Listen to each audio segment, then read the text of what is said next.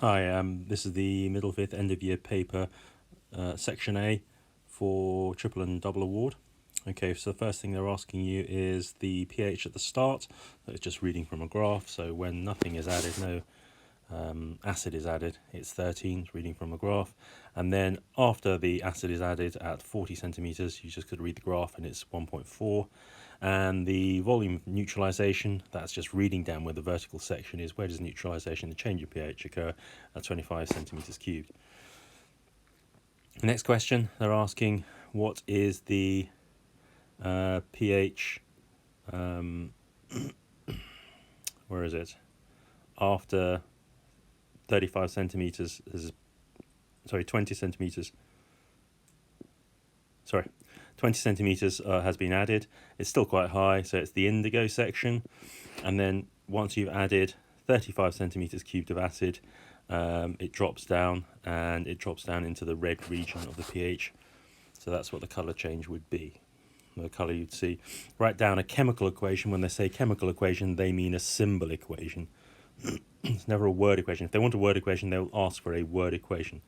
So the chemical equation is a symbol equation. So it's sodium hydroxide, which is NaOH, plus hydrochloric acid, which is HCl, things you should know, forming sodium chloride and H2O. 1 mark. So the next one here is what are the appearances? Now bromine is red or brown. It's not orange. Bromine water is orange, which is bromine dissolved in water, so you can't put orange, but it's red or brown or reddy brown or something like that. Fluorine is pale yellow and it's a gas. And remember, as you go down the group, the melting points increase. So acetine is a black solid. Just recall, really, just knowledge recall. Here what's happening is HCl is reacting with magnesium ribbon for magnesium chloride. So they're asking you to write the formula of the two ions in the solution. Okay, so hydrogen is given off. So the first positive ion is magnesium 2 plus ions. It has to be an ion, not just magnesium. And then the negative ion is chloride, so that's Cl minus. There's a small minus there. And they're from magnesium chloride, which is the salt that's formed in the solution. Then the gas is formed is hydrogen. And how do you test for hydrogen? Some form of squeaky pop test will do. You just put a squeaky pop or pop test with a lit splint.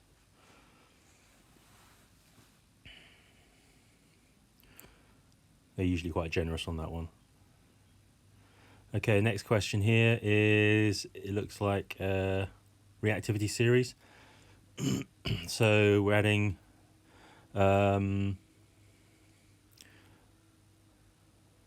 it to metal M. Okay, so what's the brown coating? Well, what's happening is zinc is more reactive. Okay, so therefore it's displacing the copper, and therefore you're getting copper metal, and that's what's forming on there. Common mistake is to assume brown is rust, but there's no rust there because there's no iron there. Okay, so it's not rust, it's the copper being displaced. Okay, state why there's no change with zinc and zinc. Well, zinc cannot displace itself, really. So once you add zinc metal to zinc ion solutions, you get effectively not getting a change of substances. There's no reaction occurring. There's no real change.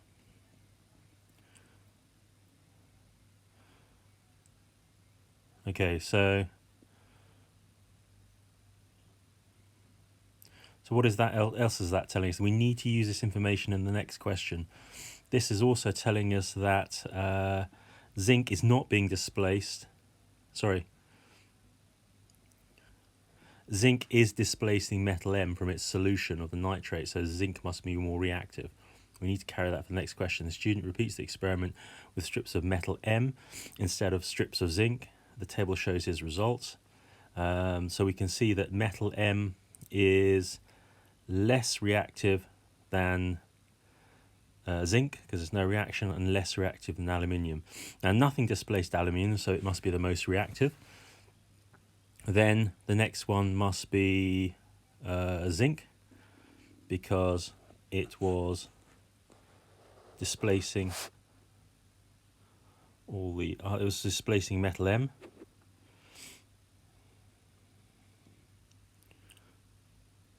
Yeah, so this is the clue to the what's going on. M is more reactive than copper, so copper must be at the bottom because everything is displacing it. And okay, to mark this one, you need aluminium at the top and copper at the bottom for one mark. And then the second mark is having zinc above M in the reactivity series. Lots of people just write down the reactivity series without looking at the most reactive and least reactive. And it's really common for people to get this back to front. So putting copper at the top. Next question. Why is it called redox? Because you're getting reduction and oxidation occurring at the same time. So you could also say that substances are losing electrons as well as other substances gaining electrons at the same time. Which is just using the definition for oxidation and reduction, excuse me.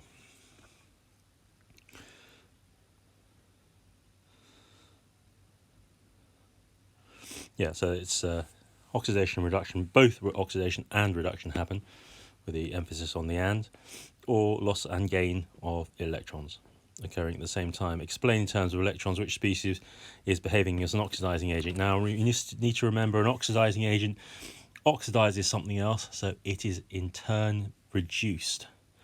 Okay, if something is reduced, it's gaining electrons. So the substance that's gaining electrons is the silver ions. The silver ion is gaining electrons to form silver, so therefore it's being reduced, so therefore it must be oxidizing the magnesium. So what they want to see is that you've got silver ions. It must be the ion, so the silver Ag+, so the silver on the left hand side of the arrow. And why? Because it's gaining electrons, or each one is gaining an electron.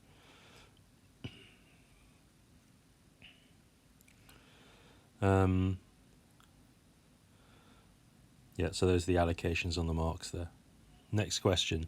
Question 4. Iron is... Oh, this is rusting one. So, name the substance in air you need to form rust. Sorry. You need oxygen. That does say oxygen. It says... yeah, sorry, that's poor writing there. Not air, because they want the substance in... So you have to read the question there. And water. So you need oxygen and water in air. That'll cause it to rust. Okay, they need to be in constant. It could be either way round. So it doesn't have to be oxygen first and then water. It could be water then oxygen. This is usually done quite well. Bicycle chain, moving parts. Can't paint it, so you need to put oil or grease on it. A bridge, usually paint a bridge, but you can have galvanized metal to build it if it's small enough. And car bodies are usually painted, but you could also galvanize it. You could use other forms of sacrificial protection, but it has to be from that list there.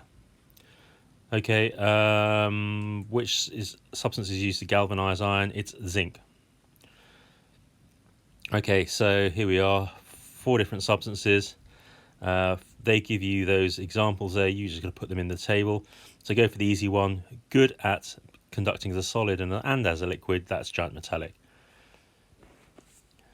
Right, the next one is D.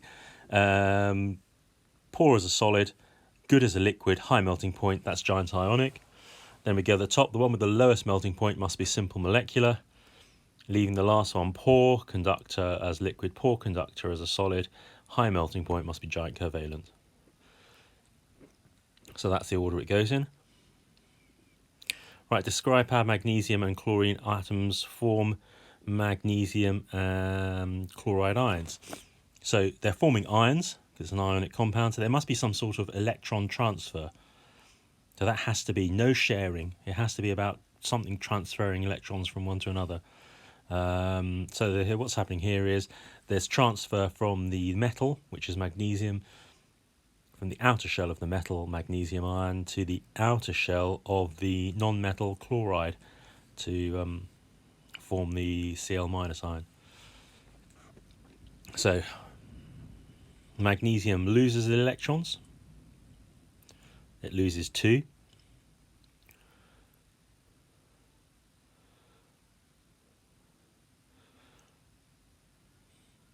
And 2 chlorides gain 1 electron to their outer shell. So you have to talk about the chlorines gaining electrons to become chlorides. So let's make that clear. Chlorine gaining electrons to form chlorides. And that's the distribution of marks. Transfer, magnesium loses 2 electrons, chlorine gains 1 electron, and you need 2 of them. So we need to draw the dot and cross diagrams. So this is not we're not showing the transfer, we're showing them for the ions here, so they've reacted together. So magnesium had 2 in its outer shell, but it's lost 2. Now chlorine has gained 1 to form chloride.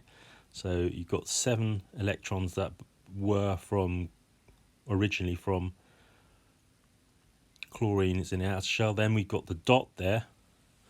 The dot represents that's the electron from magnesium. Magnesium becomes a 2+ because it's lost 2 electrons. Chlorine becomes -1, a chloride ion, and you need 2 of them. So the marks are outer shell of magnesium, outer shell of chloride, 1 mark each, and then the charges for both. Both those correct, that's 1 mark.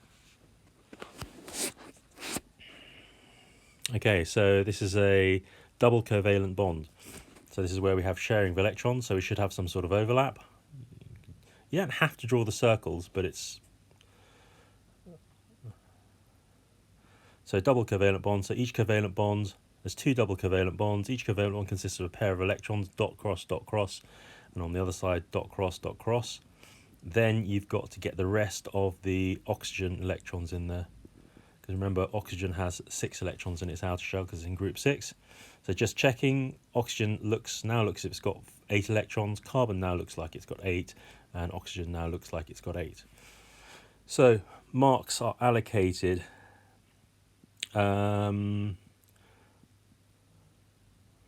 the 4 electrons are on each double bond.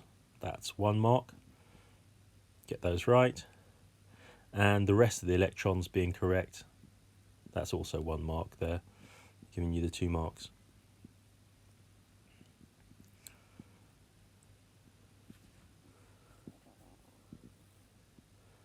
Okay, next question here. We're looking at allotropes of carbon, naturally occurring forms. Carbon's a non-metal, so it's going to be covalent bonding. Explain why diamond has a very high melting point for 4 marks. Okay, so fairly straightforward. You need to put the structure type. Lots of people forgot to put that. So it's a giant covalent structure. Now you could put macromolecular or giant molecular. Those will do. But the structure type is the first step. Next mark is some form of discussion on the bonds being strong. So you could just put strong, contains strong covalent bonds. And then you need a lot of energy, hence the high melting and boiling point, a lot of energy to break the bond. So you could put it down in 1 or 2 sentences and they'd be looking for the key features. So the structure type is 1 mark. Strong, somewhere in your answer about the bonding. A lot of energy is needed. Why? It's needed to break the bond. That's why it's got a high melting point. Next question, it tells you that fullerene is a simple molecular. So therefore, if it's simple molecular, it's got intermolecular forces, and they are weak. Weak intermolecular forces. So weak forces between molecules would do. Now usually if it was more marks there, you might then put something, don't need much energy to break them, but it's only 2 marks, so the key things they're looking for are weak and intermolecular forces.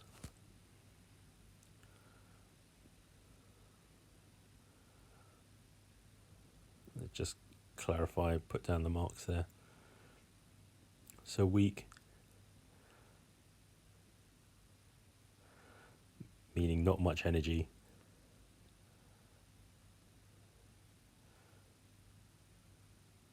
Needed to break them. So there's the allocation of marks. Excuse me.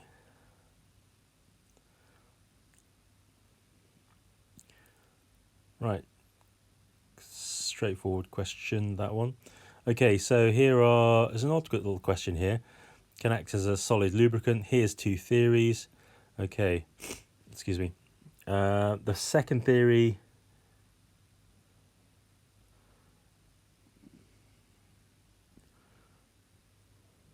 yes, it's an odd one, but the second theory says there's gas molecules trapped between layers, allows the layers to slide over one another. And that's brought out by the table saying that in space it's a poor lubricant. Why? Because there's no gas in space. So theory B, there's no gases in space, so therefore it can't act as a lubricant. Odd little question, but it's asking you to analyse the data you've got there. Okay, so this is a classic question. We need to work out the empirical formula. They give you the empirical formula there. You just need to prove it. So you've got a guide there. Now remember, we normally do mass over relative mass to find the moles and then find the ratio. If you're using percentages, you can just put the percentages in and do it that way, because we'd say percentage of 100 grams. So here we are, we've got 36.8 over the relative mass of iron, 31.6 over the relative mass of titanium, and 31.6 over the relative mass of the oxygen atom. Where would we find the relative masses? Periodic table. You'll always be given a periodic table, and there's a key on the periodic table that tells you what the relative mass is. So mass over relative mass is number of moles, and we get these number of moles: 0.66, 0.66 and 1.98. Right, not very useful numbers, so what we need to do is divide by the smallest to get the most simple ratio, or the simplest ratio. The smallest is 0.66, so we made a mistake there. That's not 0.0, it's 0.66 divided by 0.66. Now any number divided by itself equals 1, and we'll do that one again.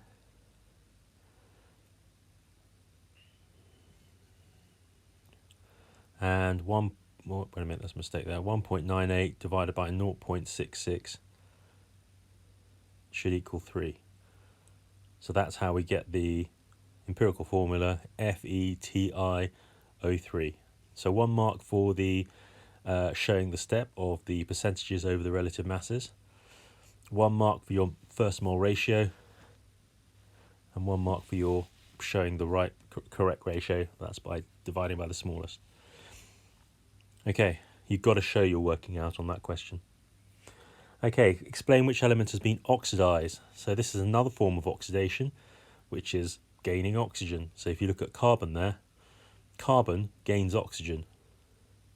So 1 mark for carbon, 1 mark for gained oxygen.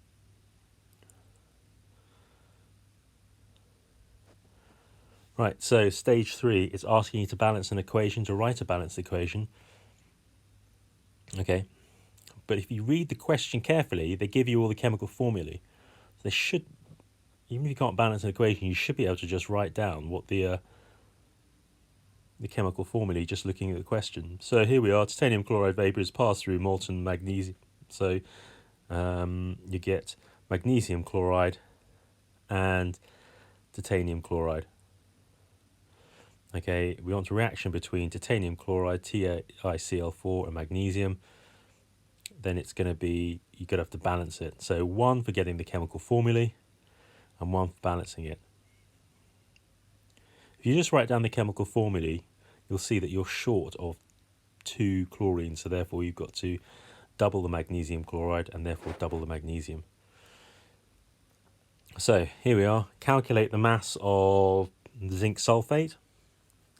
So here's a reaction that's occurred. You're thermally decomposing zinc sulfate crystals to release water. Okay, so the first one is the calculate the mass of zinc sulfate. So you zinc sulfate at the end and take away the mass of the tube. So it's the bottom one's 3 minus, it's the third value minus the first value, giving you an answer of 4.83. Calculate the mass of water collected. So that's the difference between, oh no, sorry, that's a mistake there. The difference between 2 and 3. So you take 2, so you do 2 minus 3, which is value 2 minus, sorry. So it's the second value minus the third value. That's what I mean. So therefore that should equal 3.78 just by bashing it into a calculator. Okay, so we want the ratios of zinc sulfate to the ratio of water. So the moles of zinc sulfate is the mass of zinc sulfate, which is 4.83 mass divided by relative mass. So 4.83 divided by the relative mass of zinc sulfate is 161, given to you there, which equals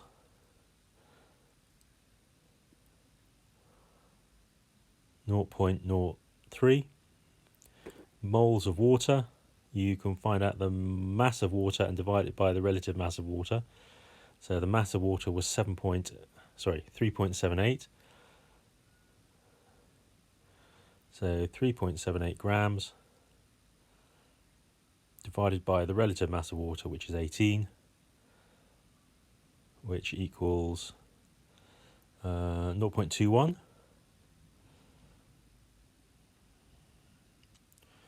Right, so you want to find the simplest ratio there. So you need to divide both by the smallest. The smallest of the two values is 0.03. So 0.03 moles of zinc divided by 0.03 equals 1. 0. Oh, I've done it the other way around. So here's the moles of water. So divided by the smaller value, 0.21 divided by 0.003 equals 7. That was for H2O. And for zinc sulfate, it's 0.003 divided by 0.003, which equals 1.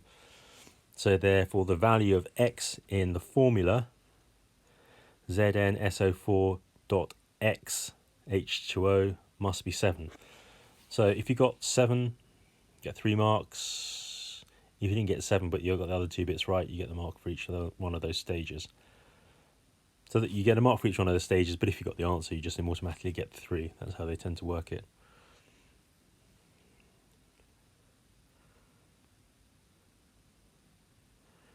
Right, okay.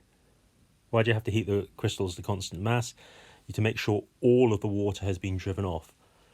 Because if you haven't got rid of all the water, then you're going to have the wrong value of mass of water, and that's going to mess up your answer. Okay. How could you do a chemical test to show that the water is liquid? Well, you use anhydrous copper sulfate. That's the one your board expects you to know. Anhydrous copper sulfate, which gives a colour change of white to blue. It also gets hot, but it's the colour change that we're more interested in. So 1 mark for anhydrous copper sulfate. Or you could put white copper sulfate is acceptable, but it means it has to have water. It has to have its water removed before you can use it. And then there's section B.